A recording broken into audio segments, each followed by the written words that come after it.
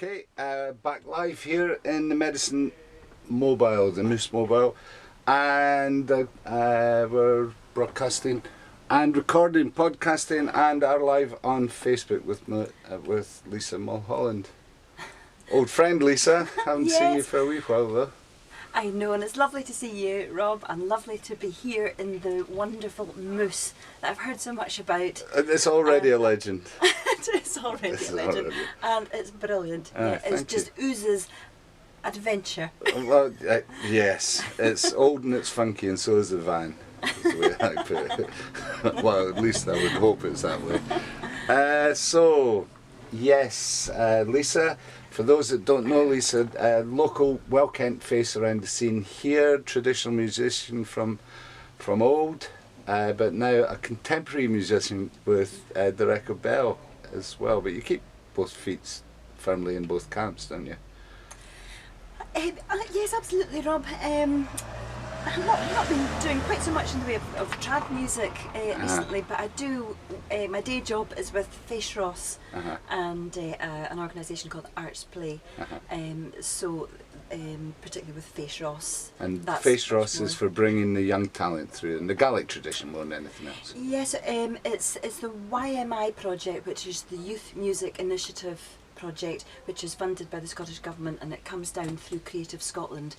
And in this area, Inverness Shire and Ross-shire, Fèis Rois deliver the sessions, and it's for children in primary schools, like all primary schools, or nearly all primary schools, for P6 kind of age group. Sometimes you might have P5 and P7, so that sort of age group, and that runs through the school year up until about Easter. So and you do the wonderful thing of taking those that are particularly interested and that you can encourage even more off to camps and put them with people like yourself and other professional musicians and other people that are giving back to the roots of the music. Absolutely, and that's the amazing job that Fèis and Gael do. That's the umbrella organisation for all the different Fèis, and of course it started in Barra in 1981. That was the first Fèis,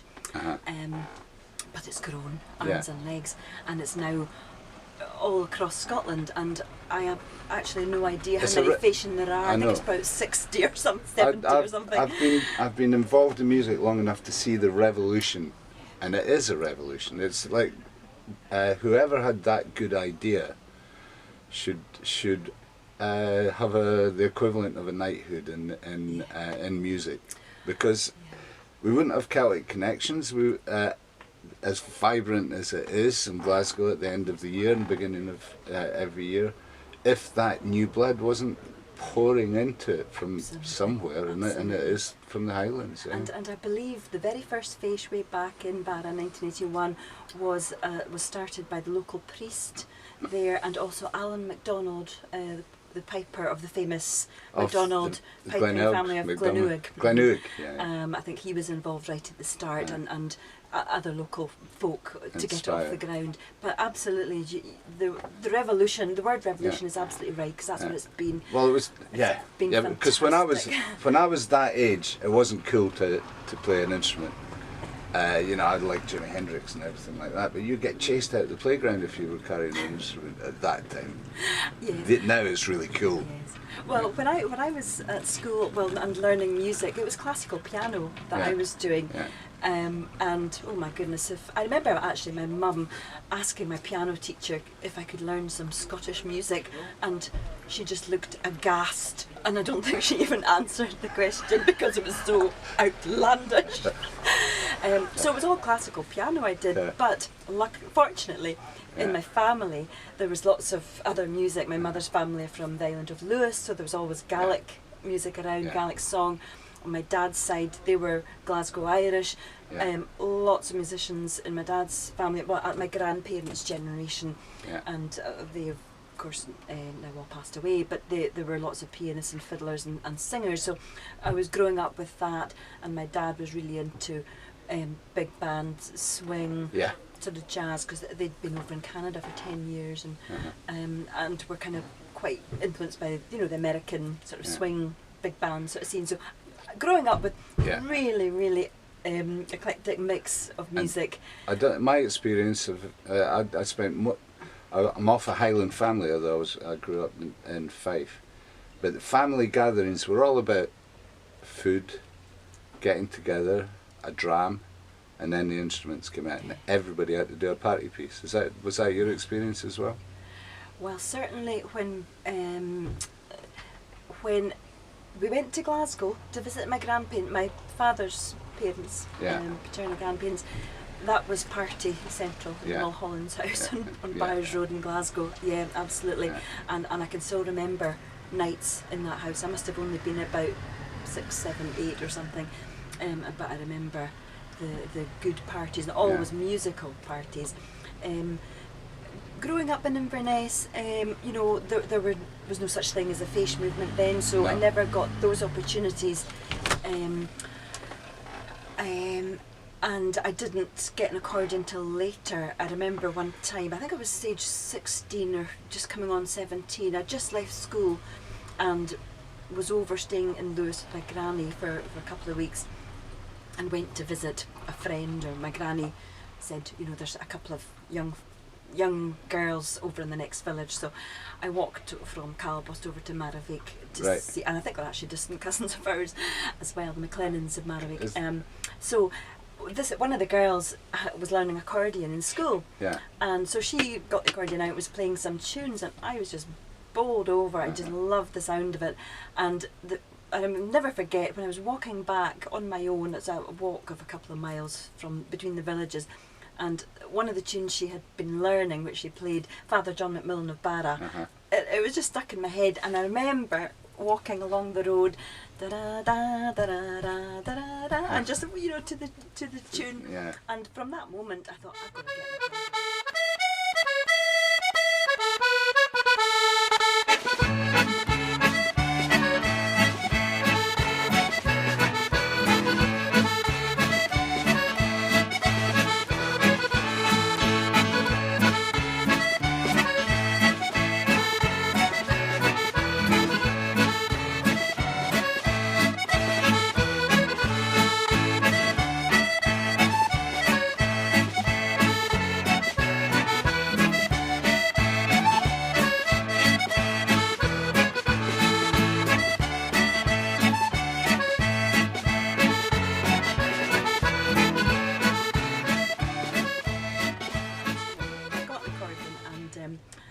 just sort of taught myself.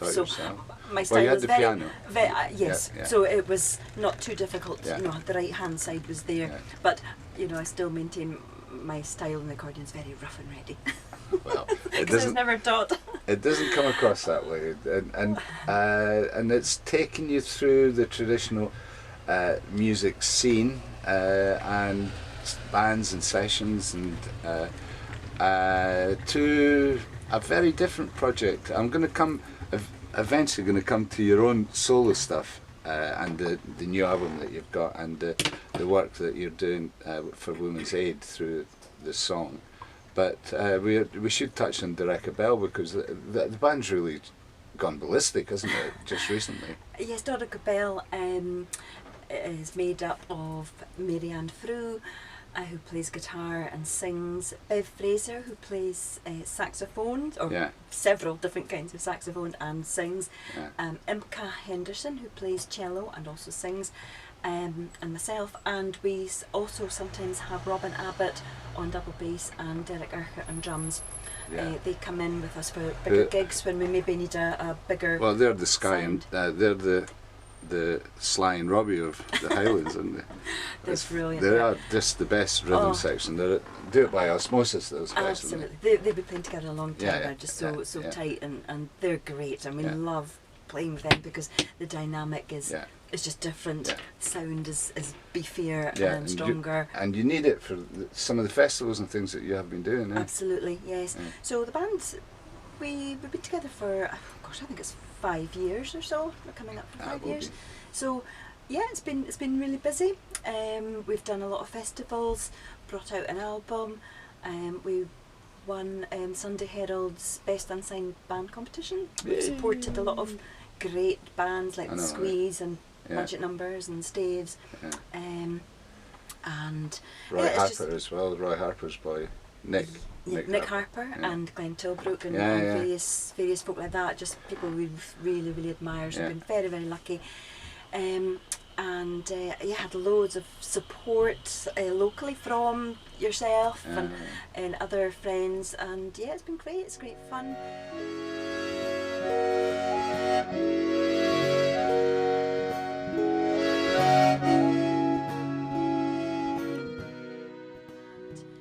Then in August we've got Belladrum, which is really close to our hearts. We love it. And playing the best stage possible at Belladrum this year, prompting as much encouragement for flattery as possible. Of course, you're playing with us at the Point Shed stage again as well. Yes, absolutely. Delighted. And it's our favourite stage. We played there, I think it was 3-4 years ago. That's the right thing to say, Lisa. Thank you very much. No, we do have a great time. It is the coolest stage. It is absolutely the coolest stage, and we love it. We can't wait for that. And just after Belladrum, we're down at the Edinburgh Fringe, Edinburgh Festival Fringe. Excellent. Playing in a stunning venue called And you the don't really Merchants push Hall. that band, do you? Really? I mean, some people are on the phone the whole time trying to get gigs, and it just seems to. People just seem to see what you're doing, and it's so different to other stuff that doors just naturally open up for you, don't they? They have done. They have done. We do a lot of work behind the scenes as well. It's like that thing of the swan swimming. There is a wee bit of activity going on under the surface, but a lot of doors have opened just naturally. And you capitalise on the opportunities. Of course, yeah. And is there not a television opportunity that you've missed out, or something coming up on the television? Well, yes, the Riverside show on STV wanted to have us. We just couldn't.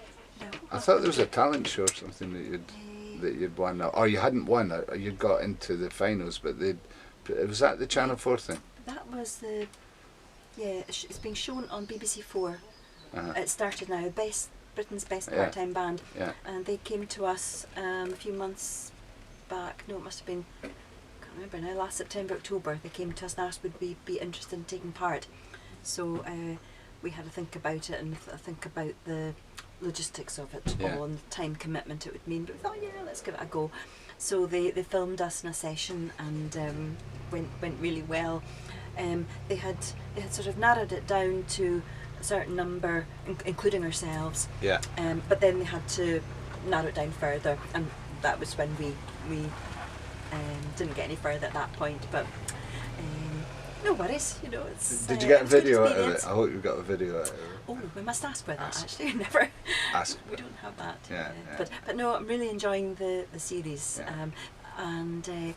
it's bands like ourselves who are out there because they love music. They have day jobs, so they can't maybe do it full time, but they're out there giving it their all. That's right.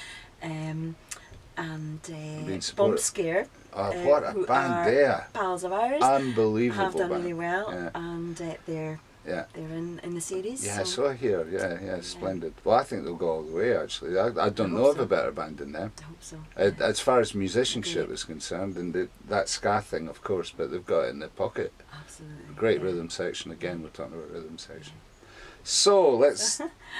Dorec-a-belle rolls on. Let's bring it up to. I don't know where you find the time to do it all, actually, Lisa. But you've got an album in the making, and you're releasing a single for Women's Aid, to aid Women's Aid. Yes, that's right. Within a week, you moved in, said you'd never leave. The threads of your intensity around me did weave. We only need each other, you would firmly say. Told my friends I wasn't in, it took my breath away. You took my breath away. That I'd written actually quite a few years ago, called "Took My Breath Away," and I'm not quite sure where it came from actually.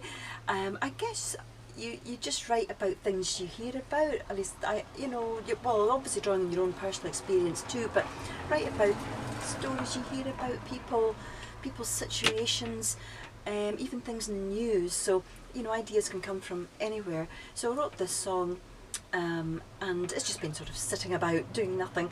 I think I have sung it once or twice live, but anyway, Inverness Women's Aid are on a big fundraising drive just now. They've got a wonderful event called the Tipsy Tea Party happening in July, on the 17th.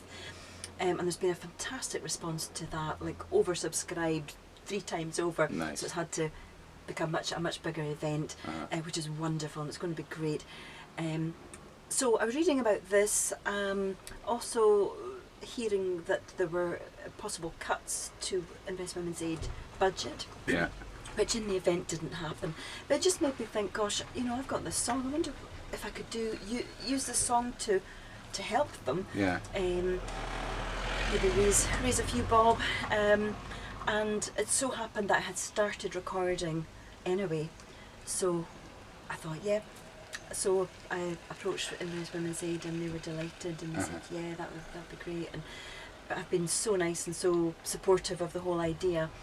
It was kind of a bit of a rush to get the songs sort of finished and mixed and mastered and kind so of you've out. got so you have the actual physical product, and No, there's no physical products, just so a it's a download distribution at the moment. download, Just this song is just as a download on the usual places: iTunes, Amazon, Google. Well done. So it was actually went live this week during ExpoNorth, you know, this fantastic festival. I know, that's I know, on. and that's good PR for everybody. Well done, yeah. Yeah, so hopefully it'll stimulate some sales and some revenue. absolutely, all the proceeds are going to Inverness Women's Aid. I don't doubt iTunes take their cut or something like that, but it's all going to them. So every click on that song raises money for Inverness Women's Aid. Well, thank you very much for that, Lisa. Good luck with everything. Good luck with the Dorec-a-belle, and hopefully see you at least before Belladrum, but maybe tomorrow. Thank you very much, Thank Rob. you. Much appreciated.